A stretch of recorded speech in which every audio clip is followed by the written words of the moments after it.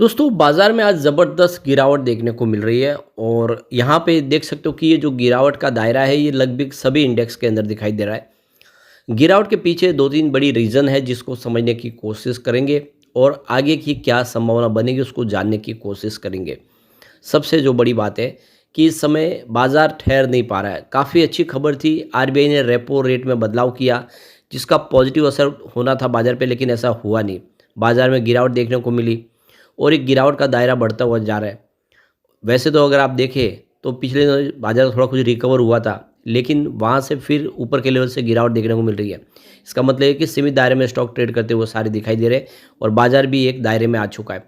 क्या है आगे की रणनीति उसको समझने की कोशिश करेंगे इस वीडियो के माध्यम से। लेकिन फ्रेंड्स उससे पहले अगर आप पहली बार हमारे चैनल पे आए तो चैनल को सब्सक्राइब कर दीजिए, एक बेल आइकॉन दबा दीजिए ताकि जब भी नया वीडियो बने पहला नोटिफिकेशन आपको मिले। वीडियो पसंद आए तो लाइक से ज़रूर कीजिए। चलो फ्रेंड्स वीडियो स्टार्ट करते हैं। मैं हूँ आपका दोस्त एस.पी. दवे और हमारे अपने चैनल ऑनलाइन कमाई में आपका बहुत बहुत स्वागत है। तो सबसे पहले बीएसई सेंसेक्स की बात कर ले। इस समय लगभग 12:30 बजे का टाइम है। 77,242 के स्तर पर है बीएसई सेंसेक्स, जहाँ पे 617 पॉइंट की बड़ी गिरावट देखने को मिल रही है। 0.79% डाउन है बीएसई सेंसेक्स। तो देख सकते हो कि बाजार ने जो शुरुआत है वो हल्की सी गिरावट के साथ की थी।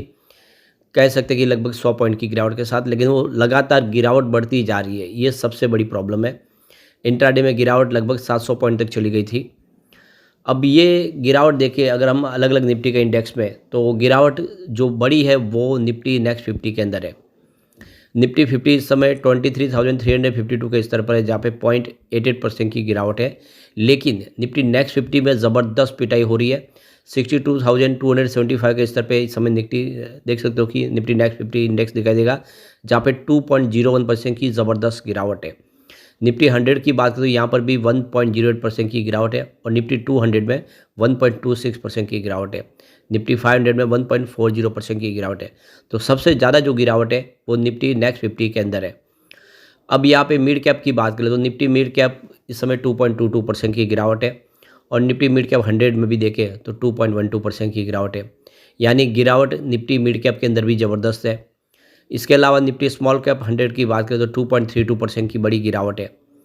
अब इंडिया वीएक्स इस समय 6.64% अप पर ट्रेड करता हुआ दिखाई देगा। यहाँ पे निफ्टी मिड कैप 150 में भी 2.11% की गिरावट देखने को मिल रही है और निफ्टी स्मॉल कैप 50 2.40% की गिरावट है। तो जो सबसे ज़्यादा गिरावट अगर आपको देखने को मिलेगी वो निफ्टी स्मॉल कैप में। यहाँ पे निफ्टी स्मॉल कैप 250 में 2.40% की सबसे बड़ी गिरावट है। उसके बाद गिरावट है तो वो निफ्टी मिड कैप में, और उसके बाद गिरावट है तो निफ्टी नेक्स्ट 50 इंडेक्स के अंदर है। इसका मतलब निफ्टी के जो बड़े शेयर है उसमें इतनी बड़ी गिरावट नहीं है जितनी गिरावट आज स्मॉल कैप मिड कैप की पिटाई के दौरान हो रही है। अब सेक्टरल इंडेक्स की बात करें तो जो सबसे ज़्यादा गिरावट है वो निफ्टी रियलिटी में 3.30% की ज़बरदस्त गिरावट है। इसके अलावा अगर गिरावट कहीं दिखाई दे रही तो वो है निफ्टी मीडिया में 2.62% की गिरावट और निफ्टी मेटल में भी 2.82% की ज़बरदस्त गिरावट है।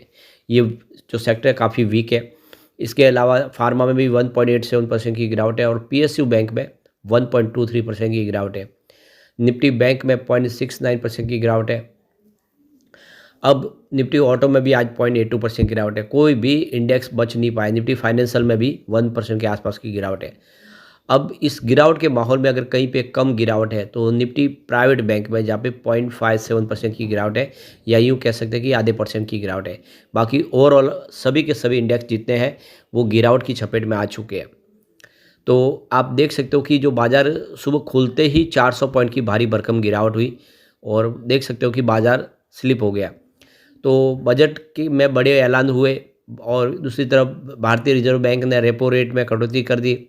इसका फैसला भारतीय शेयर बाज़ार पर असर डालने के लिए नाकामयाब साबित हुआ। यानी रेपो रेट में 5 साल के बाद बदलाव हुआ 25 बेसिस पॉइंट की, उसके बावजूद भी उसका असर यहाँ पे पॉजिटिव देखने को नहीं मिला।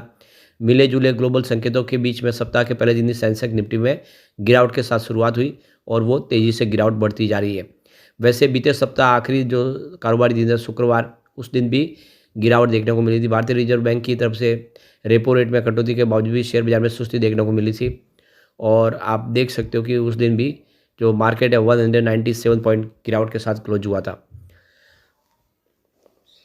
तो आज 10 फरवरी को लगातार चौथे दिन जो है गिरावट देखने को मिल रही है। डोनाल्ड ट्रंप के ऐलानों को लेकर बढ़ती चिंता ने निवेशकों का मनोबल कमजोर कर दिया है।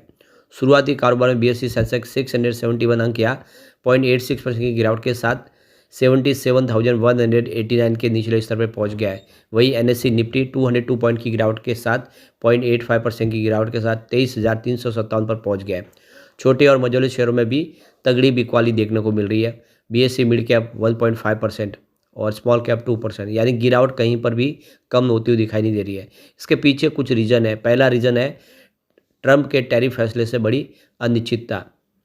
तो अमेरिकी राष्ट्रपति डोनाल्ड ट्रंप ने सभी स्टील और एल्यूमिनियम आयात पर 25% का नया टैरिफ लगाने का ऐलान किया है, जिससे ग्लोबल लेवल पर ट्रेंड को लेकर तनाव बढ़ गया है। इसके अलावा उन्होंने संकेत दिया कि जो देश अमेरिकी सामानों पर इंपोर्ट पर टैक्स लगाते हैं उनके खिलाफ भी बदले की कार्रवाई की जा सकती है। उन्होंने दवाओं, ऑयल और सेमीकंडक्टर पर ड्यूटी लगाने की संभावना जताई है। इससे पहले उन्होंने पिछले सप्ताह अमेरिका में आने वाले चाइनीज़ सामानों से 10% की जो ड्यूटी लगाने का ऐलान कर दिया था, जिसके जवाब में बीजिंग ने भी पलटवार करने की योजना बनाई है। कोटक सिक्योरिटीज के equity research head Shrikant Chauhan ने रॉयटर्स को बताया कि अमेरिकी व्यापार नीतियों को लेकर अनिश्चितता ने ग्लोबल मार्केट को अस्थिर कर दिया है।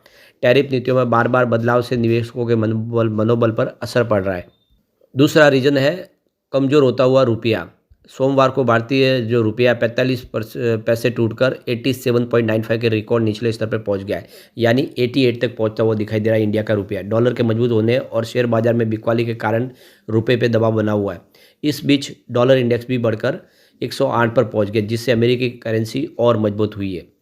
जियोजित फाइनेंशियल सर्विस के chief investment strategic officer doctor के विजय कुमार ने दिल्ली विधानसभा चुनाव में बीजेपी की बड़ी जीत और राजनीतिक रूप से पॉजिटिव खबर है, लेकिन ग्लोबल बाजारों में जारी मुश्किलों के कारण बाजार को इसलिए मजबूती दे नहीं पाई इतनी शानदार खबर भी। तीसरा रीजन है मिले जुले तिमाही के नतीजे। कंपनियों के दिसंबर तिमाही के नतीजे उम्मीदों पर खरे उतरते हुए नहीं दिखाई दे रहे। ये बाजार में गिरावट का एक प्रमुख कारण बन रहे। आईटीसी, स्विगी, एनएचपीसी जैसी कंपनियों में मुनाफे में गिरावट देखने को मिली है। इससे निवेशकों का भरोसा कमज़ोर हुआ है और शेयर बाजार पर दबाव देखने को मिल रहा है। और चौथा रीजन है विदेशी निवेशकों की लगातार बिकवाली। विदेशी संस्थागत निवेशक जो है लगातार भारतीय बाजार से पैसे निकालने का सिलसिला अभी भी जारी रखे हुए है। फरवरी महीने में अब तक विदेशी निवेशकों ने करीब 10,179.40 करोड़ रुपये की बिकवाली कर दी है। डॉक्टर के विजय कुमार ने कहा है कि अमेरिका का 10 ईयर बॉन्ड यील्ड इस समय 4.4% से अधिक हो गया है। इसके चलते विदेशी निवेशक बाजार में आने वाले किसी भी उछाल पर बिकवाली जारी रह सकते हैं और इसके चलते बाजार में अभी भी सीमित दायरे में ही बढ़त देखने को मिलेगी, यानी बड़ी बढ़त होती हुई दिखाई नहीं देगी। वही मार्केट एनालिस्ट अमरीश बलिंगा ने कहा कि फिलहाल ऐसी कोई खबर या घोषणा नहीं हुई है जो बाजार की दिशा बदल सके। ट्रंप की नीतियों से जुड़ी चिंताएं अभी भी जारी है। इस बीच निवेशकों की नज़रें जनवरी महीने के खुदरा महंगाई दर पर यानी सीपीआई के आंकड़ों पर टिकी हुई है, जो 12 फरवरी को जारी किए जाएंगे। वही ग्लोबल स्तर पर अमेरिकी महंगाई दर, प्रोड्यूसर प्राइस इंडेक्स यानी पीपीआई और रिटेल सेल्स के आंकड़े बाजार की दिशा और दशा को तय करेंगे, यानी आने वाले समय वेट करना होगा बाजार को लेकर। तो कुल मिला के देख दो कि बाजार की स्थिति खराब है और रिटेल इन्वेस्टर बहुत ज़्यादा पैनिक कर जाते हैं ऐसे समय में। तो रिटेल इन्वेस्टर और एफआई दोनों की मिलकर बिकवाली की वजह से बाजार संभल नहीं पा रहा है, जबकि हमारे इंडिया के जो बड़े फंड हाउस है वो इस मौके का पूरा फ़ायदा उठा रहे। म्यूचुअल फंड भी इस समय काफ़ी अच्छी खरीदारी कर रहे क्योंकि बाजार काफ़ी ज़्यादा करेक्ट हो चुका है। अब आने वाले समय स्थिति संभलेगी तो ये फिर आने वाले समय काफ़ी बेहतर होता हुआ दिखाई देगा, लेकिन अभी इस समय स्थिति उतनी ठीक नहीं है। लेकिन फ्रेंड्स, कोई भी इन्वेस्टमेंट करने से पहले अपने फाइनेंशियल एडवाइज़र से एडवाइस ले ले या अपना खुद का रिसर्च करें, क्योंकि मैंने वीडियो आपके एजुकेशनल पर्पज़ के लिए ही बनाया। वीडियो पसंद आए तो लाइक से जरूर कीजिए और चैनल को सब्सक्राइब कर दीजिए। Thank you friends.